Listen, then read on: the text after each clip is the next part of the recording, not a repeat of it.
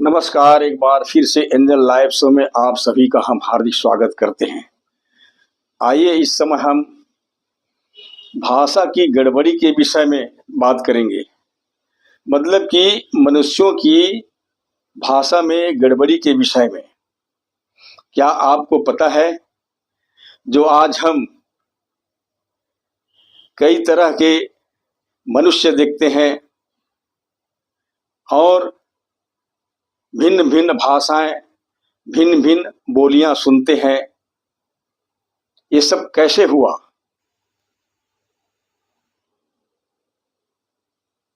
और इस विषय में पवित्र बाइबिल हमें क्या कुछ बताती है, आपको शायद मालूम न हो कि ये जो हम नाना प्रकार की भाषाएं, नाना प्रकार की बोलियां सुनते हैं, जैसे कि विभिन्न प्रकार की बोलियां और भाषाएं हैं, और जैसे कि अरबी, फारसी, कन्नड़, मलयालम, मेधी, एलामी, तेलुगु, उड़िया, फ्रुगिया, पफ्यूमिया, मेसोपोटामिया, यहूदिया, आसिया और लोबिया, ऐसे ऐसे विभिन्न प्रकार की भाषाएं और विभिन्न प्रकार की बोलियां सुनने को मिलता है। कोई उड़िया भाषा में बोलते हैं तो कोई तेलुगु भाषा में बोलते हैं। और ये देखा जाता है कि जब ऐसा विभिन्न प्रकार की भाषाएं और बोलियां बोलने वाले लोग मिलते हैं तो एक दूसरे की बोली और भाषाओं को समझ नहीं पाते हैं। ये सब कैसा हुआ? आइए देखते हैं। पवित्र बाइबिल इस विषय में हमें बताती है कि ये ऐसा कब से हुआ और क्या सचमुच में मनुष्यों की बोलियों में गड़बड़ी हुआ है, भाषाओं में गड़बड़ी हुआ है। आखिर क्या है सच? आइए जानने के लिए हम पवित्र बाइबिल के पुराने नियम में उत्पत्ति की किताब में से कुछ वचनों को पढ़कर समझते हैं। और जैसे लिखा है, उत्पत्ति की किताब 11 अध्याय वचन 1 से लेकर के 9 तक हम इन बातों को समझने का प्रयास करेंगे कि इसमें मनुष्यों की बोलियों में, भाषाओं में किस प्रकार से गड़बड़ी हुआ और किसने गड़बड़ी किया। क्या पहले एक ही भाषा, एक ही बोली होते थे और आज चूंकि विभिन्न प्रकार की भाषाएं, विभिन्न प्रकार की बोलियां सुनने को मिलता है। और जैसे लिखा है, सारी पृथ्वी पर एक ही भाषा और एक ही बोली थी। पहले हमें जानना जरूरी है कि आदि में परमेश्वर ने मनुष्य को बनाया और मनुष्य को दो जाति में निर्माण किया, स्त्री और पुरुष करके बनाया।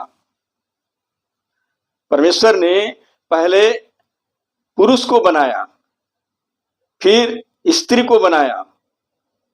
और पवित्र बाइबिल हमें बताती है कि परमेश्वर ने मनुष्य को मिट्टी में से रचा है और उसमें अपने जीवन का श्वास को फूंक दिया। और परमेश्वर ने आरंभ में मनुष्य को अपने ही स्वरूप और अपनी समानता में बनाया था, परंतु पाप करने के कारण मनुष्य जो है परमेश्वर से अलग हो गया था। लेकिन उस समय प्राचीन संसार में केवल एक ही धर्मी थे और वह था नूह। उस जमाने में धर्मी के अलावा सब के सब परमेश्वर की दृष्टि में पापी ठहरे। परमेश्वर ने मनुष्यों को बना करके पछताया और उसने ठान लिया कि संसार को जल प्रलय के द्वारा नष्ट कर देंगे। तब उसने नूह को आज्ञा दिया और नूह ने वैसा ही किया जैसा कि परमेश्वर ने उसको आज्ञा दिया गया था। इसके बाद में नूह के कारण 8 प्राणी बचाए गए थे और कुछ पशु पक्षियां थे जो परमेश्वर ने बनाया, जिसको आज हम देखते हैं विभिन्न प्रकार के जीव जंतु, विभिन्न प्रकार के पशु पक्षी जानवर इत्यादि चीज, इनको फिर से परमेश्वर ने इसकी सृष्टि की, इन्हीं के द्वारा बनाया, इन्हीं के द्वारा बनाया गया था। तब नूह के परिवार में से कुछ लोग बढ़े और इस तरह से हम देखते हैं उसमें से कुछ लोग थे, इनके बारे में बताया है कि सारी पृथ्वी पर एक ही भाषा और एक ही बोली थी। उस समय केवल एक ही भाषा और एक ही बोली थी। हो सकता है उस समय इब्रानी भाषा ही रहे होंगे, हो सकता है और कोई एक भाषा ही रहे होंगे, लेकिन पवित्र बाइबल हमें बताती है कि उस समय एक ही भाषा और एक ही बोली होते थे। और जैसे लिखा है, उस समय लोग पूर्व की ओर चलते चलते सिनार देश में एक मैदान पाकर उसमें बस गए। तो उस समय जितने लोग थे प्राचीन संसार में, नूह के जमाने से जितने भी उनके वंशज थे, वे लोग चलते चलते सिनार नामक देश में वो लोग बस गए। तब क्या होता है, तब वे आपस में कहने लगे, आओ हम ईंटें बना के भली भांति आग में पकाएं। और उन्होंने पत्थर के स्थान पर ईंट से और चूने के स्थान पर मिट्टी के गारे से काम लिया। जैसे कि आज मनुष्य कहीं भी रहते हैं तो अपने रहने के लिए या फिर झोपड़ी बनाते हैं या व्यवस्था के अनुसार, सुविधा के अनुसार पक्का मकान बनाते हैं। तो उस समय भी ऐसा ही कुछ हुआ। उन्होंने आपस में सम्मति की और कहा कि आओ हम ईंटें बना के भली भांति आग में पकाए। हम देख सकते हैं कुछ ही दिन पहले की बात है, लोग मिट्टी से ईंटें बनाते थे और उसे आग में पकाते थे। और लिखा है, और उन्होंने पत्थर के स्थान पर ईंट से और चूने के स्थान पर मिट्टी के गारे से काम लिया। मतलब कि उस ईंट को आग में पकाया गया और आग में पका करके मकान बनाना शुरू किया। और मकान बनाने के लिए उन्होंने चूने के स्थान पर पहले ईंटों को जोड़ने के लिए चूने का गारा दिया जाता था ताकि दीवार बहुत ही मजबूत बने, लेकिन इन्होंने चूने के स्थान पर मिट्टी के गारे से काम चलाया। और लिखा है, पत्थर की दीवार के जगह में उन्होंने ईंटों को चुन चुन करके दीवार बनाना आरंभ किया। और इस तरह से वे लोग अपना काम किए, घर बनाए और वहां रहने लगे। और जैसे लिखा है, फिर उन्होंने कहा, आओ हम एक नगर और एक गुम्मट बना ले। फिर उनके दिमाग में आया कि हम एक अच्छा नगर बना लें और नगर के बीच में एक गुम्मट यानी कि एक मीनार खड़ा कर दें, मीनार बना दें। और लिखा है, जिसकी चोटी आकाश से बातें करे। इतना ऊंचा मीनार बना लें कि वो आकाश से बातें करे, आकाश तक पहुंचे, बहुत दूर दूर तक के वो मीनार दिखाई दे। और लिखा है, इस प्रकार से हम अपना नाम करें, ऐसा ना हो कि हमको सारी पृथ्वी पर फैलाना पड़े। अब ये लोग इस तरह की बात सोचे, अपनी महत्वाकांक्षा को महत्व देते हुए उन्होंने क्या किया, बहुत बड़े मीनार बनाने की बात सोचे और कहते हैं कि जिसकी चोटी आकाश से बातें करे, इस प्रकार से हम अपना नाम करें। उस समय के लोग देश देश के लोगों के द्वारा ये दिखाना चाहते थे कि ये मीनार हमने बनाए हैं और देश देश के लोग इससे हमारा नाम हो और हमें पृथ्वी पर फैलने की जरूरत मत पड़े। ये मीनार को देखकर ये गुम्मट को देख करके इससे हमारा नाम हो, हमें पृथ्वी भर में फैलने की जरूरत मत पड़े। अब जैसे कि आयत 5 में लिखा है, जब लोग नगर और गुम्मट बनाने लगे तब उन्होंने देखने के लिए यहोवा उतर आया। वाह! जब ये लोग गुम्मट बनाना शुरू कर दिया तब परमेश्वर यहोवा जो है उतर आया। हो सकता है परमेश्वर स्वर्ग से उतर आया। और लिखा है,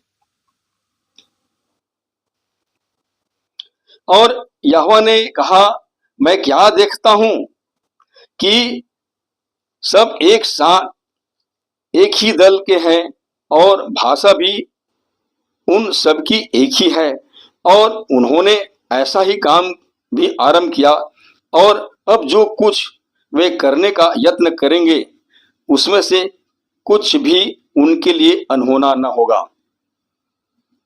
परमेश्वर ये देख रहा था उनकी एकता को देख रहे थे। और यहां पर लिखा है कि एक ही दल के हैं और एक ही भाषा के हैं और सब एक ही हैं, और ये जो काम आरंभ किए हैं और इसी तरह से ये लोग प्रयासशील रहे तो ये लोग अपने कामों में सफलता प्राप्त कर सकते हैं। इस आयत में हमें एक अच्छा जानकारी मिलता है। जिस तरह से कोई व्यक्तिगत स्वार्थ के कारण कुछ भी करने के लिए तैयार हो जाता है। मतलब कि जैसे कि कोई स्वार्थी लोग या महत्वाकांक्षी लोग अपने महत्वाकांक्षाओं को महत्व देता है और उसको महत्व देने के लिए वो कुछ भी कर सकते हैं।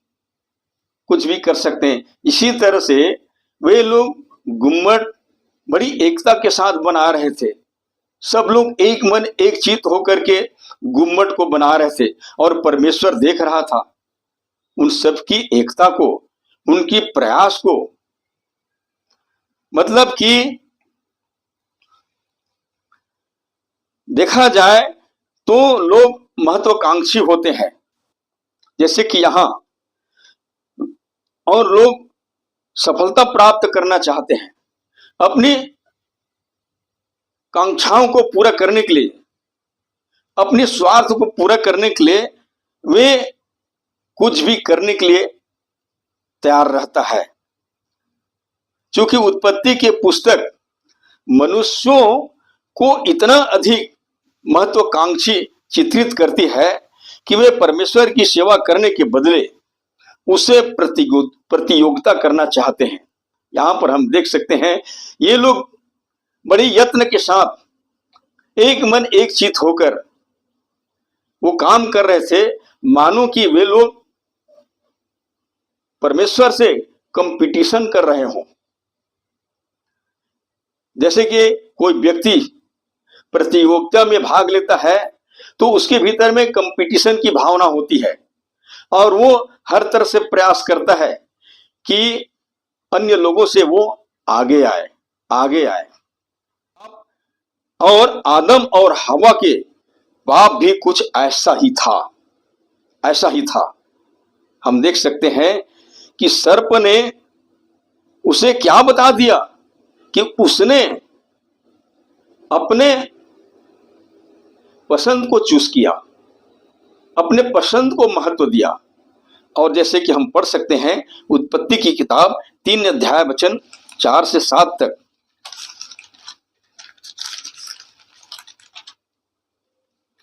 जैसे कि लिखा है,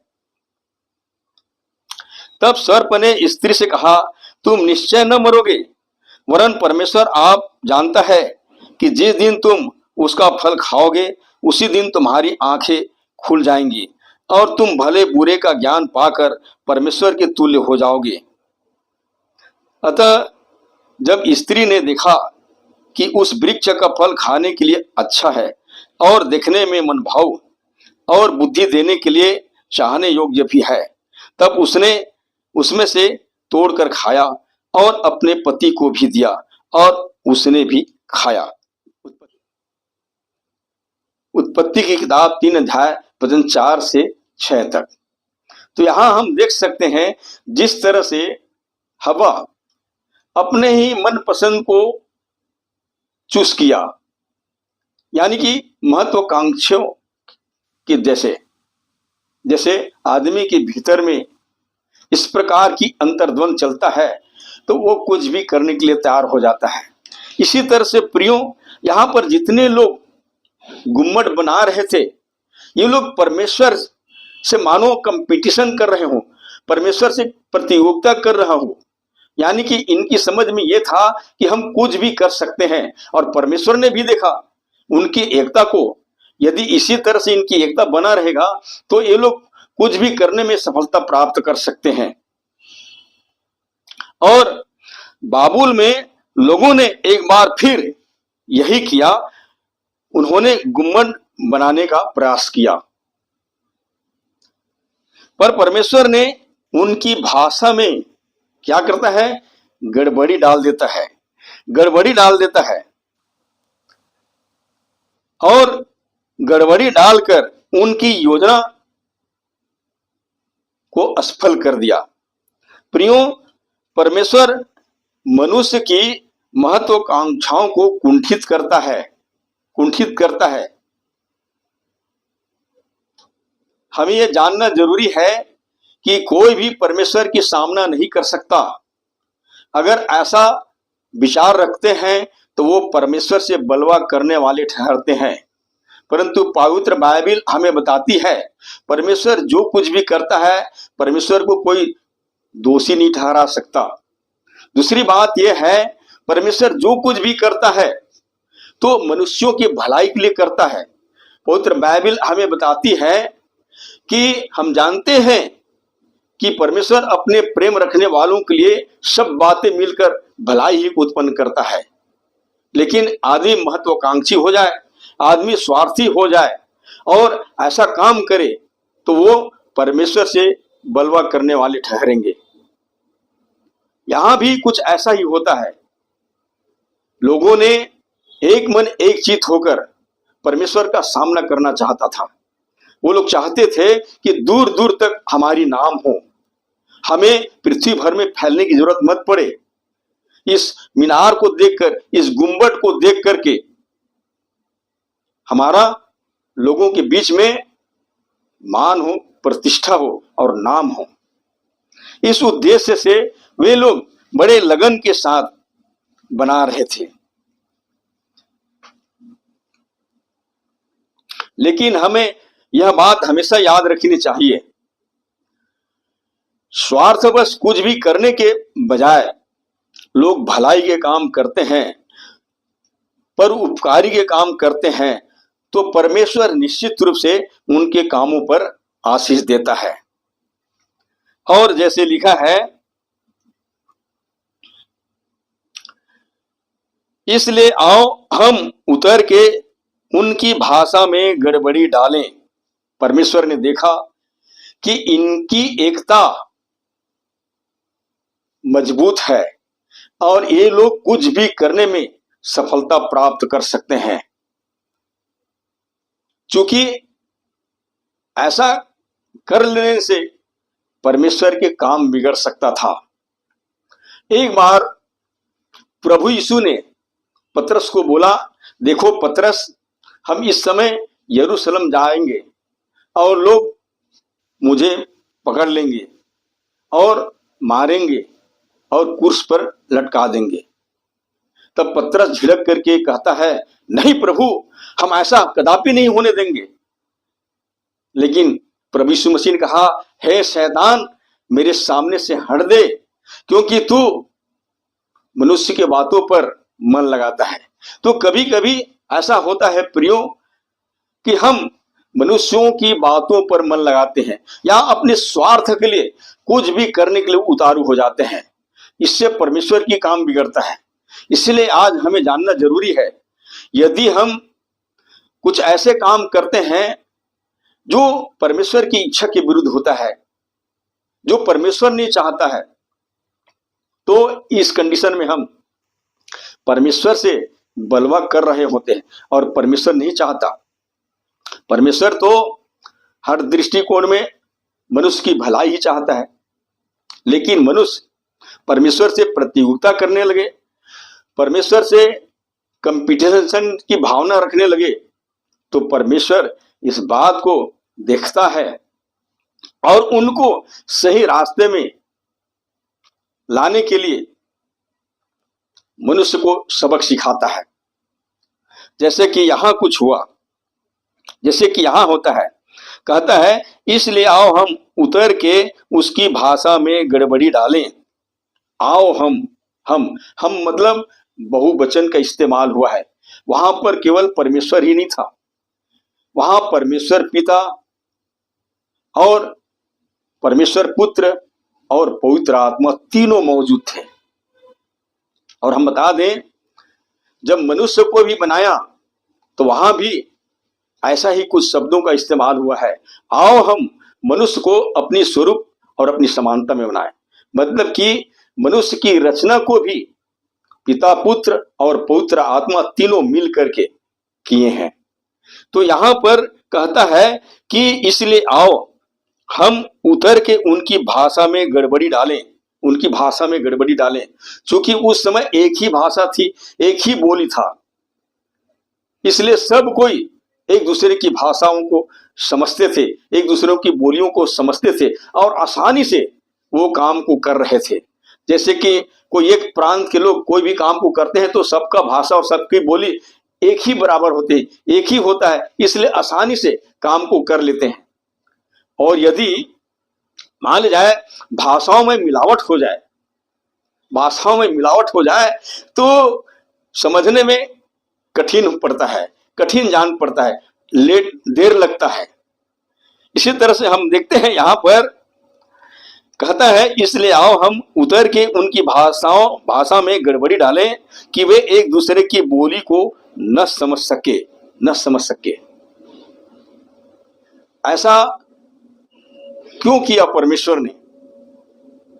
जैसे कि हमने बताया, कोई काम, कोई बातें ऐसा होता है जिसमें परमेश्वर के काम बिगड़ता है और परमेश्वर नहीं चाहता है कि मनुष्य के साथ में अन्याय हो या मनुष्य जो है भटक जाए या मनुष्य जो है नरक में चला जाए।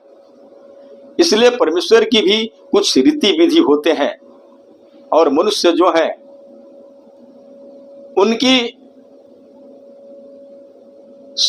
उनकी ठहराए हुए समय सीमा को अपने स्वार्थ के कारण, अपनी ही बड़ाई प्रशंसा के कारण लांघना चाहता है। यानी कि लोग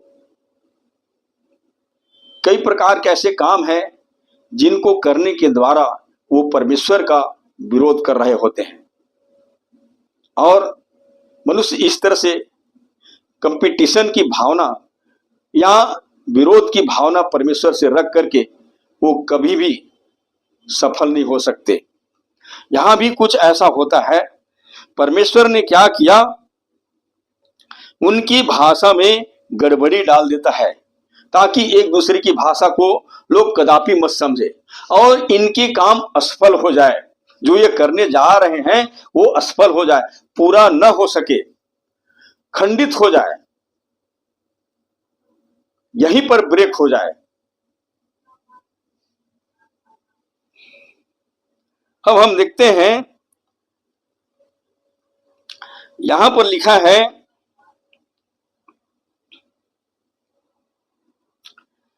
वचन 8 में, इस प्रकार यहोवा ने उनको वहां से सारी पृथ्वी के ऊपर फैला दिया और उन्होंने उस नगर का बनाना छोड़ दिया। उनको पृथ्वी भर में फैलना था। जैसे परमेश्वर ने कह दिया था कि तुम फूलो फलो और भर जाओ, ये बातें भी पूरा होना था। लेकिन ये लोग अपने इच्छा के अनुसार अपने ही बुद्धिमत्ता के द्वारा वहीं बने रहना चाहते हैं, वहीं बने रहने चाहते थे। लेकिन परमेश्वर नहीं चाहता था। परमेश्वर चाहता था कि ये लोग पृथ्वी पर भर जाए, पृथ्वी पर भर जाए। प्रियो, इस पृथ्वी को मनुष्य के रहने के लिए बनाया है, और मनुष्य जो है कभी स्थिर नहीं रह सकता, क्योंकि परमेश्वर का नियम है। परमेश्वर का नियम गतिशील है, अटल है। उसने जिसके लिए निर्धारित कर दिया, हर बात उसकी इच्छा के अनुसार गतिशील होता है। और मनुष्य जो है अपने आप में परमेश्वर की इच्छा को कभी टाल नहीं सकता, और न ही मनुष्य जो है परमेश्वर की इच्छा की कभी सामना नहीं कर सकता। तब लिखा है,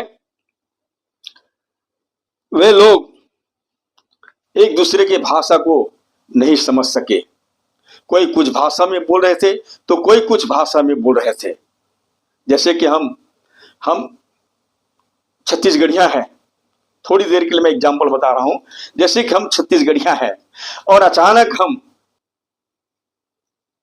चेन्नई चले जाएं, तो वहां के किसी की भी भाषा को हम नहीं समझ पाएंगे। उसको समझने के लिए हमें एक ट्रांसलेटर की जरूरत पड़ेगा, जो हमें हिंदी में, अंग्रेजी में या छत्तीसगढ़ी भाषा में बता सके। लेकिन हम उनके बीच में जाते हैं और वो अपनी बोली बोलते हैं और हम अपनी बोली बोलते हैं, तो हम में से कोई एक दूसरे की भाषा को नहीं समझ पाएंगे। तो ऐसा ही कुछ होता है वहां पर। फिर उनके बनाने में फूट पड़ जाता है। कोई पानी मांग रहा होता है तो कोई दूसरा समझता है, कोई गारे मांग रहा होता है तो कोई दूसरा समझता है, कोई ईंट मांगता है तो कोई दूसरा समझ रहा होता है। इस तरह से उनकी काम जो है बंद हो गया, क्योंकि उनमें से कोई भी एक दूसरे की भाषा को नहीं समझ सके। वो सब के सब कंफ्यूज हो गए, कौन क्या बोल रहा है, कौन क्या बोल रहा है। और इसी तरह से फिर उन्होंने गुम्बद को बनाना छोड़ देते हैं और परमेश्वर के अनुसार फिर उनके लिए फिर समय निर्धारित होता है कि उनको आगे क्या करना है, क्या नहीं करना है, क्योंकि ये परमेश्वर के द्वारा निर्धारित था।